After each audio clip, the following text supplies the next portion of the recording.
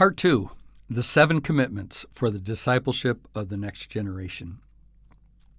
Commitment number 1, embrace a biblical vision for the faith of the next generation. I want to introduce you to 2 hypothetical pastors named Pastor Program and Pastor Vision. Both of these men are serving solid, gospel-preaching evangelical churches. Both of them are leading churches that are growing and thriving. I have a lot in common with them theologically and enjoy spending time with both of them. Both of them are burdened for the lost people in their communities, and both have a strong desire to grow their churches through evangelism. Though they may look the same, upon closer inspection, they're not. Pastor Program believes that ministry to children and youth is one of his church's highest priorities, as reflected in the number of staff and budget dollars that the church is committed to this priority. He discovered a long time ago that this ministry is important to people, especially parents, when they are considering a church.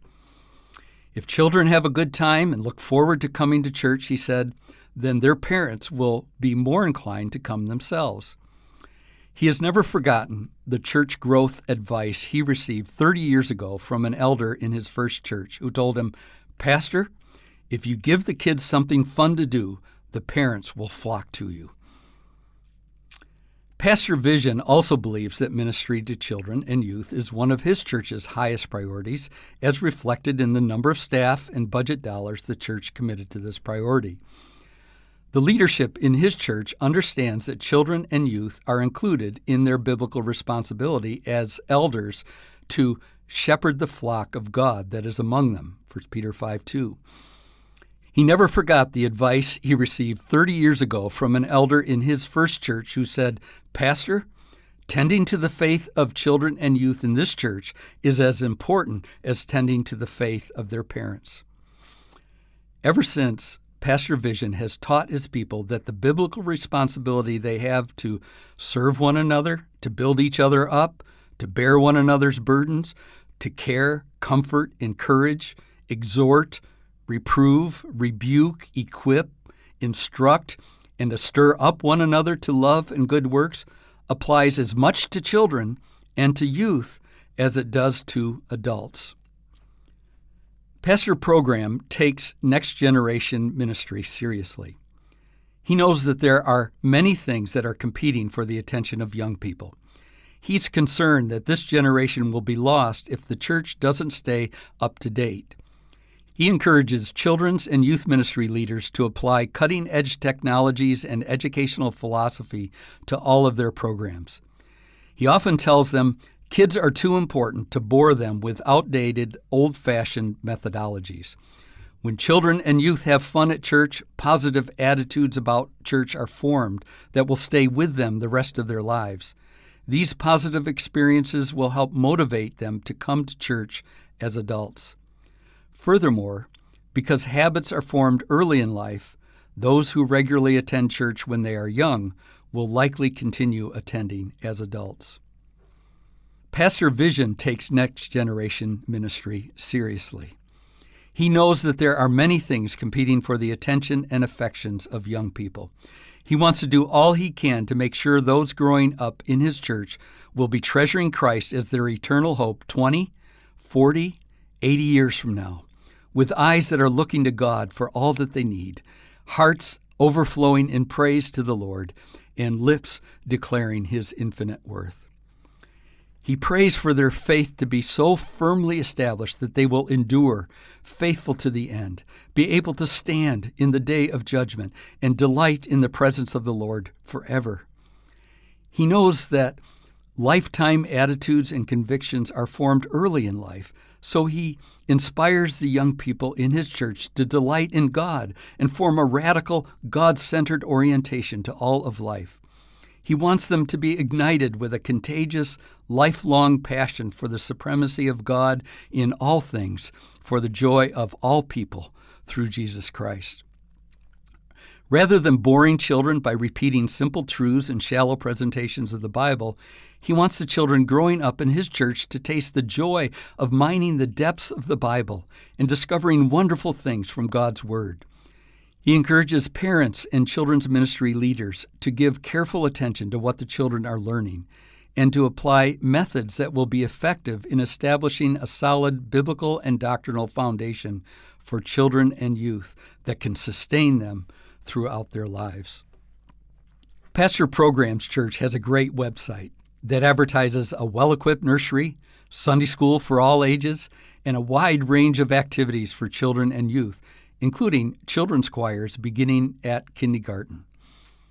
Pastor Vision's Church has a great website that advertises a well-equipped nursery, Sunday school for all ages, and a wide range of activities for children and youth, including children's choirs beginning at kindergarten, all of which are shaped by a 5-point vision that they will be mighty men and women of faith who, number one, have a big view of God who rules the universe and who upholds the universe by the word of his power, and who, number two, love the word and learn to live by it, developing a faith that is able to stand even in the hard times, and who, number three, are radically committed to seeing the gospel proclaimed throughout the world for the glory of God and the joy of all people, and who, number four, desire to know how to effectively fight sin, forsaking the idols of this world and laying claim to an inheritance that far surpasses the temporal comforts that idols claim to offer.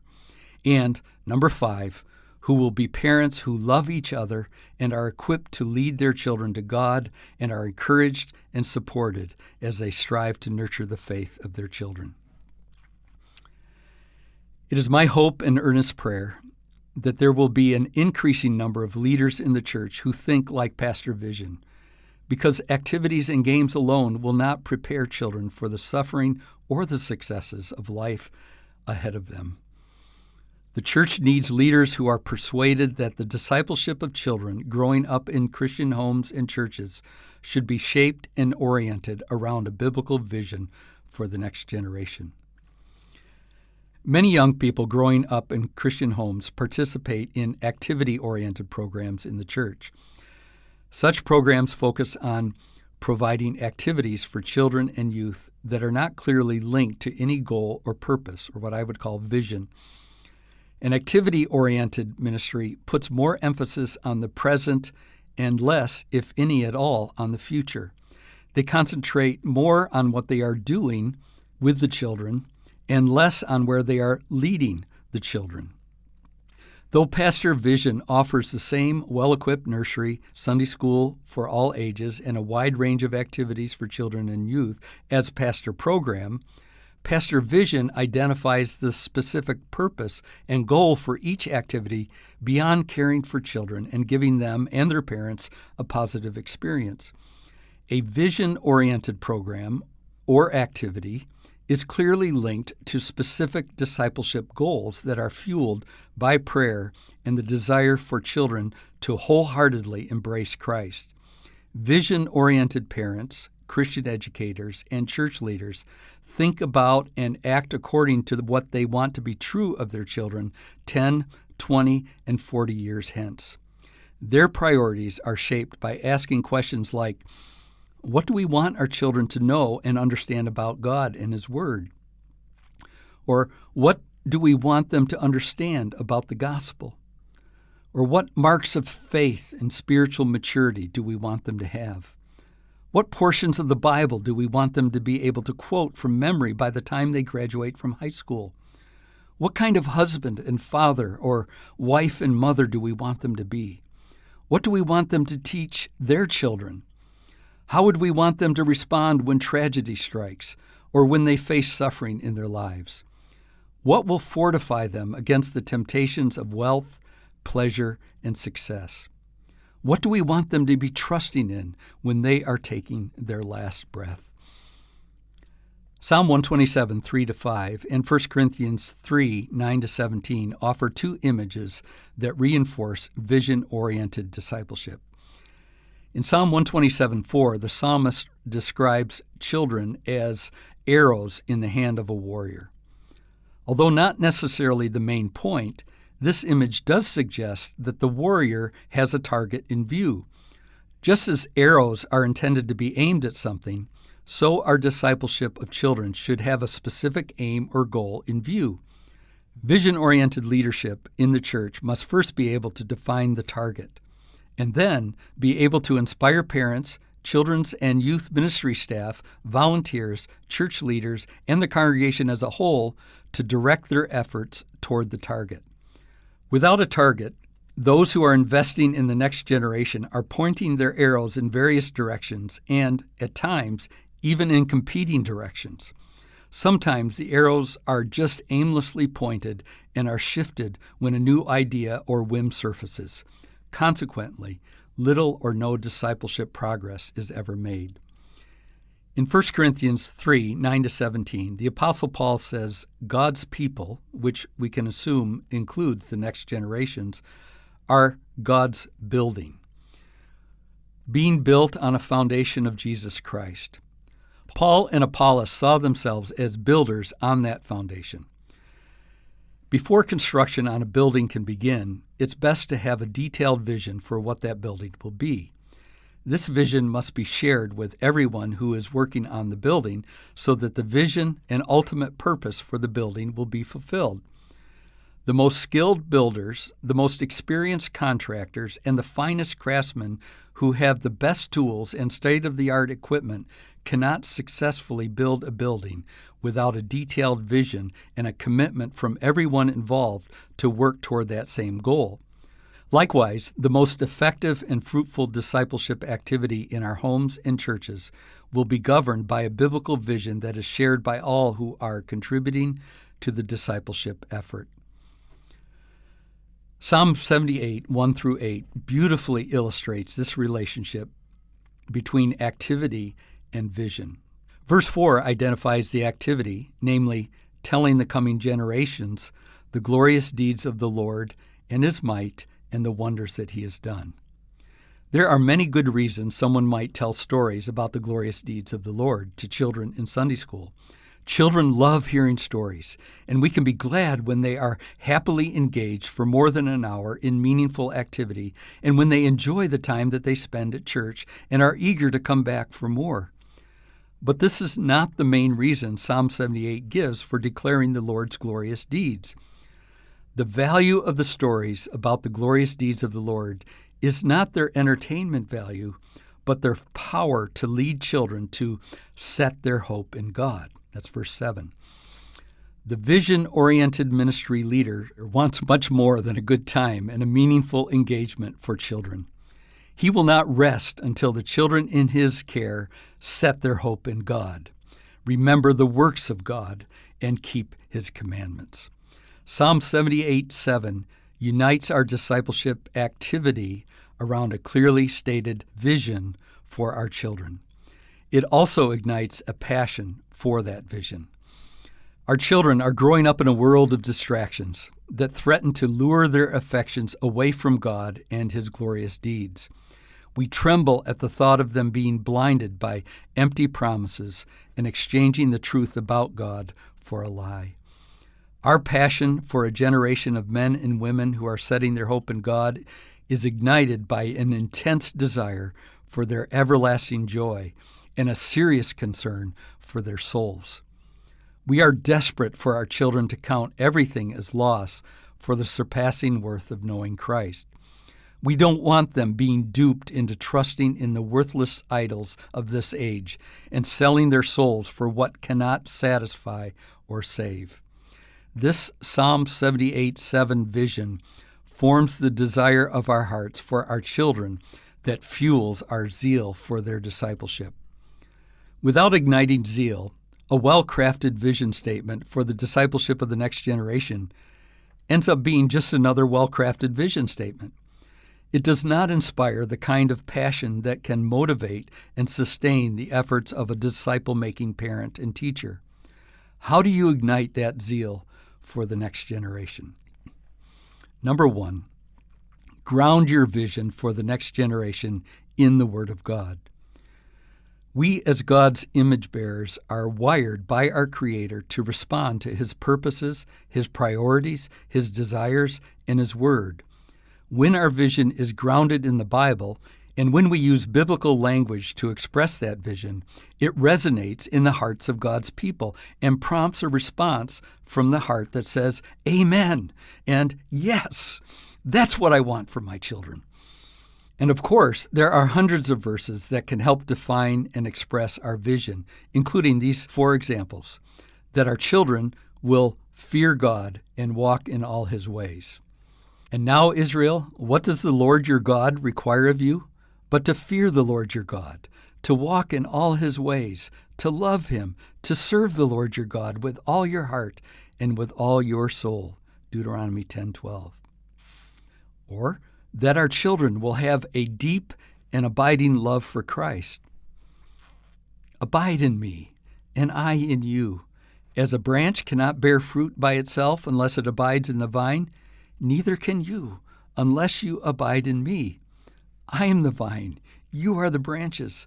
Whoever abides in me and I in him, he it is that can bear much fruit, for apart from me you can do nothing. If anyone does not abide in me, he's thrown away like a branch and withers. And the branches are gathered, thrown into the fire, and burned. That's John 15:4-6. Or that our children will have a big view of God, who works in all things to accomplish his purposes. I am God, and there is no other. I am God, and there is none like me, declaring the end from the beginning, and from ancient times things not yet done, saying, my counsel shall stand, and I will accomplish all my purpose. Calling a bird of prey from the east, the man of my counsel from a far country. I have spoken, and I will bring it to pass. I have purposed, and I will do it. That's Isaiah 46:9-11. Or that our children will learn to rightly handle the word of truth. Do your best to present yourselves to God as one approved, a worker who has no need to be ashamed, rightly handling the word of truth. That's 2 Timothy 2:15. The second way we ignite zeal for the next generation is to be reminded that suffering is coming. On a Sunday morning in the spring of 2002, Pastor John Piper prepared to preach a message from Romans 8:18-25 entitled, Subjected to Futility in Hope. He opened with a prayer that included these words: Lord, put a rock of hope under the feet of this congregation, I pray, so that when the winds of pain and suffering and groaning and decay blow, we will not lose our footing. Use these 6 magnificent statements of hope in this text to sink our roots down in and around the granite truth of your promises, so that our leaves will not wither in the drought which is coming for everyone in this room sooner or later. As Piper began the introduction to that message, he said, just so you know what's in my pastoral mind here, I'm getting you ready to die. I'm getting you ready to suffer. I'm getting you ready to know what I'm thinking when I come to your hospital room, so that I don't have to preach. I can just hug you. This prayer and desire of my pastor's heart challenged me to keep sinking my own roots into that granite truth for whatever challenges are coming my way. They also helped me to express my own heart and vision for the next generation. The Apostle Peter tells us in 1 Peter 1:6-7 that trials of various kinds test the genuineness of our faith. These trials are coming for me and you, and for the children in our families and in our churches. When the inevitable troubles come, we want them to be deeply rooted in the granite truth of the promises of God. We want them to have a rock-solid faith that remains steadfast and proves genuine, so that in those moments of grief, marital problems, miscarriage, wayward children, disability, cancer, hostility, persecution, or whatever troubles may come their way in life, we don't have to preach. We can just hug. Number 3, use language that is meaningful to the particular people you want to motivate and inspire. Tailoring your words to the shared experiences of the people in your church body can be a great help in fueling zeal. For example, because we drew from Pastor John's phrasing at Bethlehem Baptist Church, the congregation knew exactly what we meant when we said we wanted our children to become coronary Christians who go hard after God and who live by faith in future grace, who declare God's glory with undistracting excellence, gutsy guilt, and broken-hearted boldness, and who are devoted to spreading a passion for the supremacy of God in all things for the joy of all peoples through Jesus Christ. Many of these familiar phrases had an emotional impact that sparked zeal for the next generation. I was personally impacted by the series of sermons that helped me understand what it means to live by faith in future grace. After that series, I could say to a group of parents who had been similarly impacted, "Let's raise a generation that is living by faith in future grace." And it would prompt a hearty affirmation. The phrase reminded them of a truth that was meaningful to them, which sparked a zeal for it to be meaningful to their children as well. Finally, keep eternity in view. Moses prayed in Psalm 90, verse 12, "Teach us to number our days." There is wisdom in numbering the days of our children as well. Realize that within a vapor of time, each child will be standing before the King of Kings and Lord of Lords and will hear one of two declarations from the Judge of all the earth. Our children will either hear, "Well done, good and faithful servant. Enter into the joy of your master." Or they will hear, "You wicked and slothful servant. Cast the worthless servant into the outer darkness. In that place there will be weeping and gnashing of teeth."